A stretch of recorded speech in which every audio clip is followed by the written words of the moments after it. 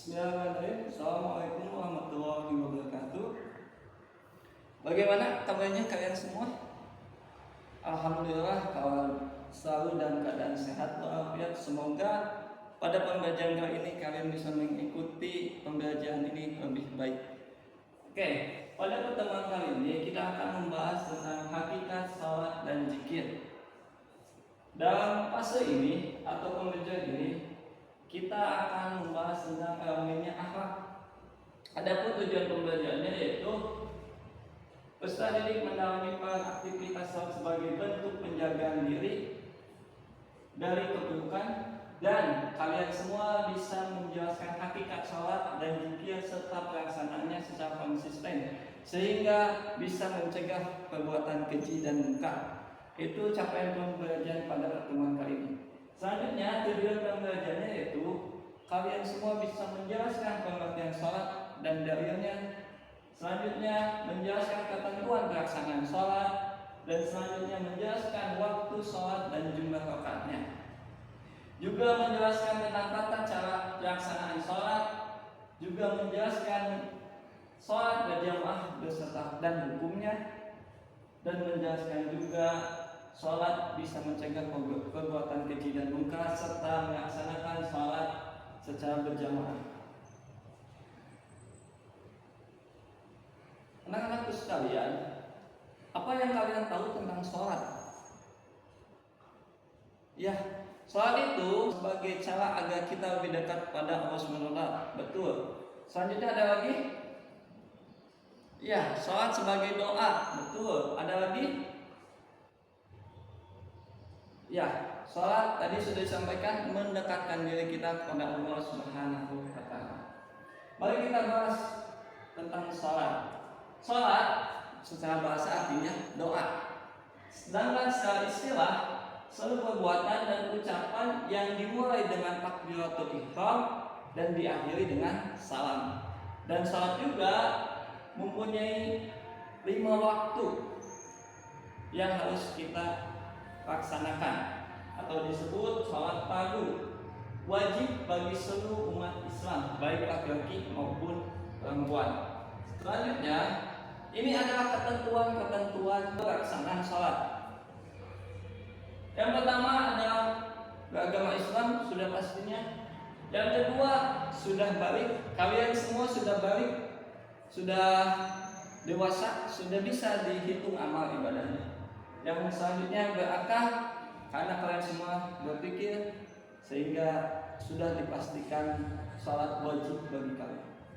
Syarat sah sholat yang pertama sudah pasti harus waktunya sesuai. Ketika subuh, duhur, asar, maghrib, isya itu waktunya sudah sesuai. Selanjutnya suci baik badan ataupun tempat yang akan kita laksanakan sholat. Selanjutnya menutup aurat, dan yang pastinya kita sholat harus menghadap ke kiblat. Selanjutnya ada ketentuan pelaksanaan sholat. Ketentuan yang pertama, berdiri jika mampu. Kalau kalian tidak mampu, maka diperbolehkan untuk duduk. Kalau duduk juga tidak sanggup, diperbolehkan untuk berbaring. Itu yang pertama. Yang kedua, dimulai dengan takbiratul ihram, mengangkat tangan seperti ini contohnya, Allahu Akbar. Dan selanjutnya setelah takbiratul ihram kita wajib membaca Al-Fatihah. Dalam setiap salat Al-Fatihah diwajibkan dibaca. Ada yang tahu berapa kali kita membaca Al-Fatihah? Ya, 17 kali. Karena di setiap salat minimal kita membaca 17 kali di dalam salat. Yang selanjutnya ruku dengan tumaninah. Posisi ruku kita harus tumaninah seperti ini. Dan pasti punggung harus sejajar, pandangan ke tempat sujud. Itu ketika ruku. Tidak bangun juga dengan tumaninah. Jadi jangan tergesa-gesa, jangan seperti ini langsung sujud, nggak boleh. Tapi harus tumaninah, dilaksanakannya dengan tenang. Seperti ini contohnya. Sami Allahu liman hamidah. Nah seperti itu ya. Tetap fokus pandangan ke tempat sujud. Nah seperti itu anak-anakku. Selanjutnya sujud dilakukan juga dengan tumanina. Duduk di antara sujud juga sama dengan tumanina, dan duduk tahiyat tasyahud, yaitu duduk tahiyat awal atau tahiyat akhir, dilaksanakan dengan tumanina. Oleh karena itu, sholat ini harus dilaksanakan dengan tumanina. Maka di akhir sholat kita mengucapkan salam ke kanan terlebih dahulu, lalu ke kiri. Setelah itu baru zikir setelah sholat. Anak-anakku sekalian, sholat itu harus tertib. Yang tadi disampaikan oleh Bapak, berdiri, takbiratul, membaca, harus rukun sesuai dengan ketentuan yang ada tadi. Untuk selanjutnya, yaitu ketentuan pelaksanaan sholat sunnah di dalam sholat. Yang pertama, mengangkat kedua tangan saat takbiratul ihram, ruku, bangun dari ruku, atau saat berdiri dari tasyahud akhir. Yang kedua, bersedekap, yaitu meletakkan tangan kanan di atas tangan kiri. Seperti ini ya, anak-anakku. Posisi tangannya tidak di bawah, tidak di atas, melainkan di tengah-tengah antara perut dengan dada. Oke. Selanjutnya, mengarahkan pandangan ke tempat sujud. Tadi sudah Bapak sampaikan, membaca doa iftitah setelah takbiratul ihram. Banyak sekali macam-macam doa di dalam iftitah. Selanjutnya yaitu membaca ta'awudz. Sebelum membaca Al-Fatihah maka kita diwajibkan membaca ta'awudz.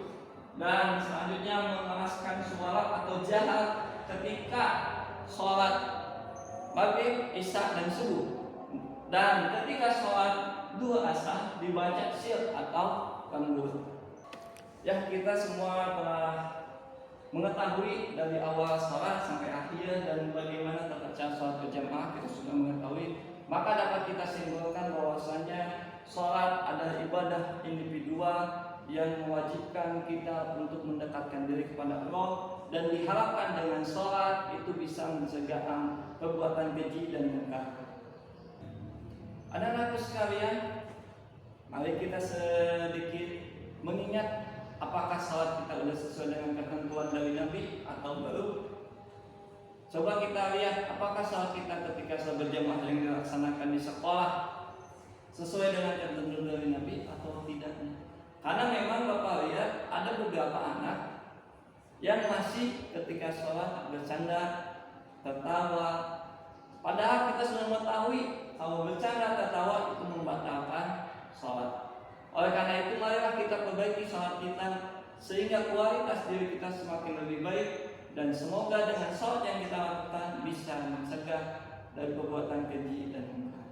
Marilah kita perbaiki sholat mulai hari ini, karena kalian semua sudah memahami bagaimana tata cara sholat yang baik dan benar sesuai dengan ketentuan dari Nabi Sallallahu Alaihi Wasallam. Ya, ada pertanyaan terkait tentang sholat? Oke, apa? Oh iya, jika sholat itu melewati batas waktu karena ketiduran, apakah boleh dilaksanakan di waktu selanjutnya? Ya, tentu saja boleh.